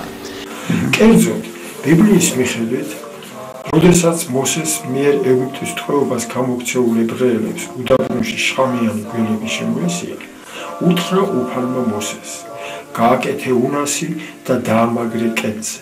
შეხედავს თუ არა მას ნაკბენი განიკურნება. გააკეთა მოსემ სპილენძის გველი და დაამაგრა იგი კედზე. როცა კი უკბენა გველი ვინმეს, შეხედავდა კაცი ამ სპილენძის გველს და იკურნებოდა. ბოლო ჟამის გასრულებული ეტაპის მოახლოების დასტურად პირობითი წრე უნდა შეიქმნას, ანუ ერთდროულად უნდა დაიწყოს, როგორც ხსენებული შხამიანი გველის სახით გადმოცემული სამოთხისეული ამბის თხრობით წარმოჩენილი მაცდული გველის, ასევე ამ ნაკბენისაგან განმკურნალი ეგრეთ წოდებული სპილენძის გველის აღმართვის პროცესი. ამ უკანასკნელის თაობაზე მაცხოვარი ასე მიგვანიშნებს და როგორც მოსემ აღმართა გველი უდაბნოში, ასევე უნდა აღიმართოს ძეწკაცისა, რათა ყველა ვისაც სწამს იგი კი არ წარწმდეს, არამედ ჰქონდეს საუკუნო სიცოცხლე. აღნიშნული ეტაპის დადგომა ჩვენს თვალწინ მიმდინარე კონკრეტული მაგალითით მოვლენით უნდა მიგვენიშნოს, რომლის თაობაზეც აირა მინდა მოგახსენოთ. როგორც ვიცით, სრულწინასწარმეტყველ მიხეილ სააკაშვილს საქართველოს პრეზიდენტის პოსტზე ყოფნის მეორე 5-წლიანი ვადა 2013 წელს ეწურებოდა. ეს წელი კი აღმოსავლური კალენდრით გველის წელიწადი იყო, რომელიც 2013 წლის 10 თებერვლიდან, ანუ ახალ მთვარეობიდან დაიწყო. 1995 წლის 5 ნოემბერს ჩატარებული საპარლამენტო და საპრეზიდენტო არჩევნებიდან მოყოლებული, ჩვენ უარი ვთქვით საარჩევნო პროცესებში მონაწილეობაზე და მთლიანად გადავერთეთ საქართველოს სულიერი მისიის კვლევის საკითხებში. ამ დროიდან ათვლით მე-18 წლის თარიღზე გადავწყვიტეთ ჩვენ ჩავთვლიყავით 2013 წლის ოქტომბერში დაგეგმილ საპრეზიდენტო არჩევნებში. ჩვენთვის 2013 წლის 27 ოქტომბრის დანიშნულ საპრეზიდენტო არჩევნებში მონაწილეობის მთავარ მიზანს წარმოადგენდა გვესარგებლა საარჩევნო ტრიბუნით და მოსახლეობისთვის გვეთქვა დამდგარი ბოლო ჟამისა და საქართველოს სულიერი მისიის დამადასტურებელი ნიშნების თაობაზე. თავის მხრივ 2012 წლის 1 ოქტომბრის საპარლამენტო არჩევნებში გამარჯვების შემდეგ ხელისუფლების სათავეში მოსულმა ბიძინა ივანიშვილმა და მისმა გუნდმა 2013 წლის 11 მაისს საპრეზიდენტო კანდიდატად გიორგი მარგველაშვილი დაასახელა. საპრეზიდენტო არჩევნებში მონაწილეობის მიზნით ჩემი დარეგისტრირება 2013 წლის 26 ივლისს განხორციელდა. ამდენად 2013 წელს ერთდროულად მოხდა საარჩევნო პროცესში ჩემი როგორც საქართველოს სულიერი მისიის კვლევაზე ორიენტირებული პოლიტიკოსისა და საქართველოს პრეზიდენტის პოსტის დაკავების მოსვლამდე გიორგი მარგველაშვილის ჩართვა. ბოლო ჟამის მონაკვეთში, ისევე როგორც მანამდეც, ყველა ფაქტსა თუ მოვლენას თავისი კოდირებული მნიშვნელობა აქვს. ამიტომ მოდით ვნახოთ, თუ რაზე შეიძლება გვანიშნებდეს გვარი მარგველაშვილი, რომელიც სხვადასხვა კუთხითაა მნიშვნელოვანი. ამ შემთხვევაში აქ გველი არის, ასე ვთქვათ, ხაზგასაცდელი. აქვე უნდა ითქვას, რომ მარგველაშვილის პირველი მონაკვეთი მარ სპარსულად ასევე გველს ნიშნავს. 2013 წლის 27 ოქტომბრის საპრეზიდენტო არჩევნებში გიორგი მარგველაშვილის გამარჯვება ბიბლიაში დაფიქსირებული იმ ნიშნების მისტერიული მხარის მიმანიშნებელია, რასაც ეგრეთ წოდებული წრედის შეკვრა, ანუ ეშმაკის დასაბამისეული მაცდული გველის ასპარეზზე ღიად გამოსვლა ქვია. ამის შემდგომად დაწყებულ დროისმიერი ეტაპის თაობაზე ბიბლია ასე გვაუწყებს. ხოლო შემდგომად ამისა თავს დაიხსნის მცირედი ხნით, სატანა დაიხსნება თავისი საპრობილედან და გამოვა რათა აცდუნოს ხალხი, რომელიც არიან ქვეყნის 4 საუკუთხედში, რათა საბრძოლველად შეკრიბოს ისინი, რომელთა სიმრავლე როგორც ქვიშა ზღვისა და ჩამოესვა ცეცხლი მთისაგან ზეცით და შთანთქა ისენიო, ამბობს გამოცხადების ეული ტექსტი. მარსადამე დროითი ეტაპის დამაფიქსირებელი მინიშნების დასასრულის შემდეგ იწყება დამამთავრებელი მიჯნა, რომლის ხანძრიობის თაობაზეც ასე გვეუწყება თავს დაიხსნის მცირედი ხნით. თავად ეს მცირედი ხანი რა ხანგრძლივობისაა არსად გვეუწყება, თუმცა იმაზე კი მიგვენიშნება თუ როგორ მთავრდება ხსენებული მცირედი ხანი, ჩამოესვა ცეცხლი მთისაგან ზეცით და შთანთქა ისენიო. სახარებისეული მინიშნების მიხედვით ზეციდან ჩამომავალი ცეცხლი უფალი იესო ქრისტეს არსთან არს უკავშირდება და როცა ხალხი ოლოდინში იყო და გულში ყველა იმას ფიქრობდა იოანეზე ქრისტე ხომ არ არისო, იგი მიუღო იანემ და უთხრა მათ, მე გნათლავ თქვენ წყლით, მაგრამ მოდის ჩემზე უძლიერესი და მე იმის ღირსიც არა ვარ, რომ შევხსნა მისი ხამლის საკურელი და ის მოგნათლავ თქვენ სული წმინდითა და ცეცხლით. მასასადამე ბიბლიის კოდირებული ნიშნები ზვიად გამსახურდია შემდეგ საქართველოს პრეზიდენტის პოსტზე მყოფი სამივე პირის თაობაზე გვაუწყებენ. რა თქმა უნდა, ბიბლიაში კერძოდ კითხულობთ, ხოლო ეშმაკი აქ გველი დასაბამისა მათი მაცდური ჩავარდა ცეცხლისა და გოგირდის ტბაში, სადაც არიან მხეცი, ამ შემთხვევაში ანტიქრისტეს არსი მოიაზრება და ცუწინასწარმეტყვი და ეწამებიან დღე და ღამ უკუნითი უკუნისად. თავისთავად ცხადია, რომ ამ უხში მოახლოებული განკითხვის დღის საბოლოო შედეგია მოცემული. აქ მოცემული კოდები ეშმაკი, ხეცი და ცუწინასწარმეტყვი ერთ-ერთი თვალთახედის მიხედვით ასე განიმარტება. კოდით ეშმაკი მიგვენიშნება გველის არსის მატარებელი გიორგი მარგველაშვილი, კოდით მხეცი გამოყოფილია ანტიქრისტეს არსის მატარებელი შევარდნაძე, ხოლო კოდით ცუწინასწარმეტყვი სააკაშიძე მიგვანიშნებს. და კიდევ, როგორც ვხედავთ, ცეცხლისა და გოგირდის ტბაში ჩავარდნილ ეშმაკს იქ ხვდება უკვე ჩავარდნილი მხეცი და ცუწინასწარმეტყვი. ამ შემთხვევაში ფიქრობ ძნელი არ უნდა იყოს ამ მინიშნებაში გარკვევა. აქ მოცემულია ხსენებულ პირთა მხილების ერთგვარი თანამიმდევრობა. 1992-2003 წლებში ხელისუფლებაში მყოფ მხეცს, ანუ ბოლო ჟამის ანტიქრისტეს არსის მატარებელს შევარდნაძესა და 2004-2013 წლებში ქვეყნის მმართველს ბოლო ჟამის ცუწინასწარმეტყველის არსის მატარებელ სააკაშვილს მათი საქმიანობიდან გამომდინარე ქართველი ხალხის მიერ უკვე აქვთ შესაბამისი განაჩენი გამოტანილი.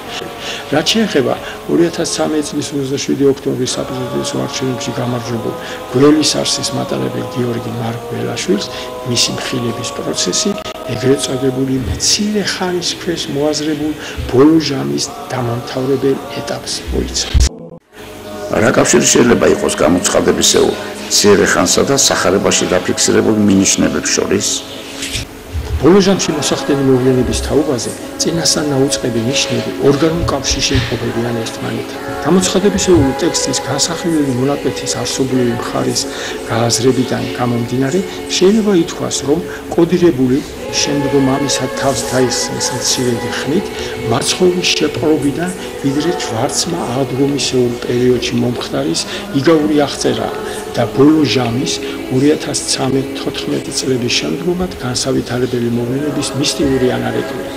ამდენად ჩვენს მიერ განსახილველი თავს დაიხსნის მცირედი ხნით დრო შეესაბამება სახარებაში მოცემულ ბოლო მონაკვეთს, ანუ ჯვარცმა აღდგომისეულ გზასავარს. ანალოგიური რამ ხდება ბოლო ჟამშიც. ისევე როგორც აქამდე 1991 წლიდან ვიდრე 2013-14 წლამდე მიმდინარე დროის მონაკვეთში, კერძოდ 2013-2014 წლებიდან განსავითარებელი მოვლენები ზუსტად ღვთაებრივ წინასწარმეტყველებაზე აგებული იმ ნიშნების მიხედვით წარიმართა, რომელსაც გამოცხადებული ტექსტის მიხედვით თავს დაიხსნის მცირედი ხანი ქვია, ხოლო სახარებაში დაცული მინიშნების თანახმად მაცხოვრის მიწიური ცხოვრების დასასრულთან გაიგივებულ ჯვარცმა აღდგებისეულ გზასავალთან იგივდება. საინტერესოა, როგორ ჩდება 2013 წლის შემდგომად საქართველოში განვითარებული პროცესები ხსენებულ ჯვარცმისეულ ეტაპთან. ამ თემის განხილვა მოდით სახარებისეული ნიშნებით დავიწყოთ. კერძოდ, როგორც ვიცით, ჯვარცმის გზაზე მიმავალ მაცხოვარს თავზე ეკლის გვირგვინი ახურავს. სახარებაში აღნიშნულთან მიმართებაში ასე გვიუწყება: შემოსეს ძოწეულით, დაწნეს ეკლის გვირგვინი და თავზე დაადგეს და ჯვარზე საწმედა წაიყვანეს. დღეისათვის ცალსაღად იმის თქმა, თუ მაცხოვრის გვირგვინი რისგან იყო დაწუნული ძნელია, თუმცა ეს რომ ნარ ეკლისაგანაა დამზადებული, ეს სადავო არ უნდა იყოს. სახარებისეულ ტექსტში საძიებელი ნარ ეკალი ყოლოის თავი თუ ნარი ასე ენაცვლება ერთმანეთს. თავიანთი ნაყოფით იცნობთ მათ, განა ეკალზე კრეფენ ყურძენს, ან ნარზე ლეებს. საქართველოში 2014-2017 წლებში მიმდინარე საარჩევნო პროცესებითა და მათი საბოლოო შედეგებით სწორედ ჩვენთვის საძიებელი ნარ ეკლისაგან დამზადებული უფრის გვირგვინისეული ეტაპის მიმდინარეობა გამოიკვეთა. ლაპარაკია ქალაქ თბილისის მერის პოსტზე 2014-17 წლებში არჩეული დავით ნარმანიასა და კახი კალაძეზე. მათი გვარებისმიერი კოდი ერთის მხრივ ნარმანია ნარზე, ხოლო მეორე მხრივ კალაძე აი ამ ეკალზე უთითებს. ამჯერად ამ საკითხს მეც არ შევჩერდები. რაც შეეხება 2016 წლის საპარლამენტო არჩევნების შედეგებს, მათში ივანიშვილის, ანუ ქართული ოცნებისა და სააკაშვილის, ანუ ნაცმოძრაობის სახით კიდევ ერთხელ გამოიკვეთა ზემოთ უკვე ხსენებული ეგრეთ წოდებული ორხელისუფლებიანობის ეტაპის მიმდინარეობა. ბატონო გელა, ამ კუთხით ბოლოჟამის რა ეტაპის მიმდინარეობის შესახებ უნდა გვითითებდეს საქართველოში ჩატარებული 2018 წლის საპრეზიდენტო არჩევნებთან დაკავშირებული პროცესები? ბიბლიაში მაცხოვრის მეორე დიდების მოსვლისწინა ბოლოჟამის დადგმის დამადასტურებელი ნიშნებს თავისი მისტერიული ასრულების დროჟამი აქვს. ამ კუთხით საყურადღებოა სახარებაში გადმოცემული სალომეას ცეკვის მისტერიული პროცესი, რომელიც ერთის მხრივ საქართველოში ჩატარებულ 2018 წლის საპრეზიდენტო არჩევნებში სალომე ზურაბიშვილის გამარჯვებასა და მეორეს მხრივ საარჩევნო მარათონის დასრულების შემდგომად განსავითარებელ მოვლენებს უკავშირდება. ზოგადად, წმინდა წერილში დაფიქსირებულ ნიშანთა ბოლოჟამში ასასრულებელ ყოველ მისტერიული პროცესს თავისი პირობითი დასაწყისი, განვითარება და დასასრული აქვს, რომელთა შეცნობა კონკრეტული ნიშნების მიხედვით ხდება. სალომეას ცეკვის პროცესის ეგრეთ წოდებული დასაწყისი 2018 წლის საპრეზიდენტო არჩევნებში მონაწილე კანდიდატთა დარეგისტრირებიდან საპრეზიდენტო ინაუგურაციამდე დროის მონაკვეთზე უნდა მოდიოდეს. ამ კუთხით მოდით შევეცადოთ გავერკვეთ იმაში, თუ რაზე უნდა გვანიშნებდეს საქართველოს პრეზიდენტის არჩევნებისათვის მეორე ტურის ჩატარება. როგორც უკვე ითქვა, ბიბლიისეული ტექსტი ორნიკი დასასრულამდე დარჩებიან 2011-12 წლებიდან მოყოლებული საქართველოს პოლიტიკურ არენაზე მყოფ ბიძინა ივანიშვილისა და მიხეილ სააკაშვილის ირგვლივ თავმოყრილ ორ მთავარ პოლიტიკურ ძალაზე მიგვანიშნებს. და აი, მიუხედავად იმისა, რომ მიზეზთა გამო 2018 წლის 28 ოქტომბრის არჩევნებში 25 საპრეზიდენტო კანდიდატთა შორის ქართული ოცნებისა და ნაცმოძრაობის მიერ მხარდამჭერლი კანდიდატთა დომინანტობა აშკარა იყო, ამ ორი კანდიდატის მონაწილეობით საპრეზიდენტო არჩევნების მეორე ტურის ჩატარებით კიდევ ერთხელ მოხდა ზემოთ ხსენებული ორი პოლიტიკური ბანაკის მკვეთრი ხაზგასმა და გამოკვეთა. ცალკე გვინდა შევეხოთ საპრეზიდენტო ინაუგურაციის გამართვის ადგილს. ისტორიული წყაროებიდან ცნობილია, რომ სალომეას ცეკვა, ანუ სახარებაში დაფიქსირებული მეოთხედ მთავარ ჰეროდე ანტიპას მიერ მოწყობილი წვეულება, არა მისი მმართველობის ქვეშ მყოფი გალილეის სამეფოს, ესე იგი დედაქალაქ ტიბერიადაში, არამედ მკვდარი ზღვის აღმოსავლეთ სანაპიროზე მდებარე სამეფო რეზიდენციის ციხე-დარბაზში გაიმართა. ბოლო ჟამში გათამაშებულ მისტერიულ პროცესებთან მიმართებაში სახარებაში მოცემული სალომეას ცეკვის არა დედაქალაქში ეს პირველი ნიშანი, არამედ აქ ხსენებულ აღმოსავლეთით ეს მეორე ნიშანი, განლაგებულ სამეფო რეზიდენციაში ეს მესამე ნიშანი, გამართვის კოდირებულ მინიშნებებში ფიქრობთ ძნელი არაა დავინახოთ ბოლო ჟამში მისტერიულად გათამაშებული პროცესების გამომკვეთი პარალელი. მართლაც, ბოლო ჟამში სალომეას ცეკვის არსის შემცველი 2018 წლის საპრეზიდენტო ინაუგურაცია ჩატარდა პირველი არა დედაქალაქ თბილისში, არამედ ჩვენი ქვეყნის ტერიტორიაზე შემორჩენილ ერთადერთ სამეფო რეზიდენციაში, რომელიც მდებარეობს საქართველოს აღმოსავლეთში, კერძოდ ქალაქ თელავში განთავსებულ მეფე ერეკლეს სასახლის ეზოში. ესე იგი, სამივე ის მინიშნება ამ ცეკვის არა დედაქალაქში ჩატარება აღმოსავლეთით, ესე იგი ხაზგასმა აღმოსავლეთზე და რომ მანდამაინც ეს სამეფო რეზიდენციაში იმართება, ჩვენს რეალობაში აი ესეთი პარალელის სახით აისახა. ამდენად შეგვიძლია დავასკვნათ, რომ 2018 წლის საპრეზიდენტო არჩევნების ფონზე დაიწყო სახარებაში მოცემული ეგრეთ წოდებული სალომეას ცეკვის ეტაპის მისტერიული ასრულება. აქვე დავსვენთ, რომ 2018 წლის 16 დეკემბერს გამართულ საპრეზიდენტო ინაუგურაციის დღეს უკვე ხსენებული სალომეას ცეკვის საწყისი ეტაპის დასრულების პარალელურად მოხდა 2013 წლიდან საქართველოს პრეზიდენტის თანამდებობაზე მყოფი გიორგი მარგველაშვილის საპრეზიდენტო ვადის ამოწურვა, ანუ დასრულდა კოდირებული გველის მიერ კუდის პირთან მიტანის მიმანიშნებელი წრედის შეკვრის მისტერიული პროცესი. ამასთანავე, მაყურებელს კიდევ ერთხელ გვინდა შევახსენოთ, რომ წმინდა წერილებში ასახულია უფალ იესო ქრისტეს მეორე დიდებით გამოჩენამდე დარჩენილ დროში საქართველოში მოსახდენი ყველა მნიშვნელოვანი მოვლენის შესაძლებელი მინიშნება, რომელთა თაობაზე წინასწარ საუბარი სცილდება ჩვენთვის განსაზღვრული მისიის ჩართვებს. აი, მოკლედ ყოველივე იმის თაობაზე, რის შესახებაც ამ ეტაპზე შეიძლება გვესაუბრო. ბატონო, დიდი მადლობა ასეთი საინტერესო საუბრისათვის.